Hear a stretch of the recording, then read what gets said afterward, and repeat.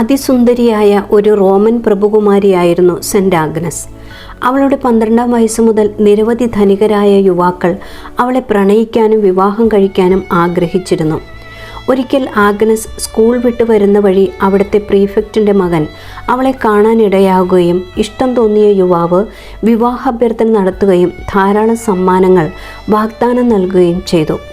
ക്രിസ്തുവുമായി എൻ്റെ വിവാഹ നിശ്ചയം കഴിഞ്ഞു എന്നതായിരുന്നു ആഗ്നസിൻ്റെ മറുപടി. ഇത് കേട്ട് രോഷം പൂണ്ട യുവാവ് പ്രീഫെക്റ്റായിരുന്ന തൻ്റെ പിതാവിനെ വിവരം അറിയിച്ചു.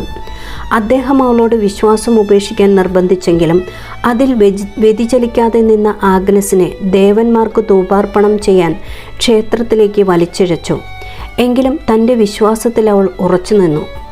അങ്ങനെ ആഗ്നസിനെ വേശ്യാലയത്തിലേക്ക് നഗ്നയായി കൊണ്ടുപോകാനും ആർക്ക് വേണമെങ്കിലും ലൈംഗികമായി ഉപയോഗിക്കാനും ഉത്തരവിട്ടു. ഈശോ തനിക്ക് സ്വന്തമായവരെ സംരക്ഷിക്കുമെന്ന് പറഞ്ഞ് സെന്റ് ആഗ്നസ് പ്രാർത്ഥിച്ചു. ആ സമയം അവളുടെ തലമുടി വളർന്ന് നഗ്നത മറയ്ക്കുകയും അവിടെ ഇടിമിന്നൽ പോലെ പ്രകാശമുണ്ടാവുകയും അവിടെ ഉണ്ടായിരുന്നവർ അന്ധരാവുകയും ചെയ്തു. ഇതവളുടെ ദുർമന്ത്രവാദമാണെന്ന് ആരോപിച്ച് അവളെ അഗ്നിയിലേക്ക് എറിഞ്ഞെങ്കിലും തീജ്വാല അവളെ ദഹിപ്പിച്ചില്ല. ഒടുവിൽ തലയറുത്ത് കൊലപ്പെടുത്താൻ വിധിച്ചപ്പോൾ സെന്റ് ആഗ്നസ് മുട്ടുകുത്തി പ്രാർത്ഥിച്ചുകൊണ്ട് തല കുനിച്ചു കൊടുത്തു. അങ്ങനെ അവൾ പൂർണ്ണ വിശുദ്ധിയോടുകൂടി രക്തസാക്ഷിയായി. കുഞ്ഞാട് എന്നർത്ഥം വരുന്ന ആഗ്ന എന്ന ലാറ്റിൻ പദത്തിൽ നിന്നാണ് ആഗ്നസ് എന്ന പേരുണ്ടായത്. ആമേൻ.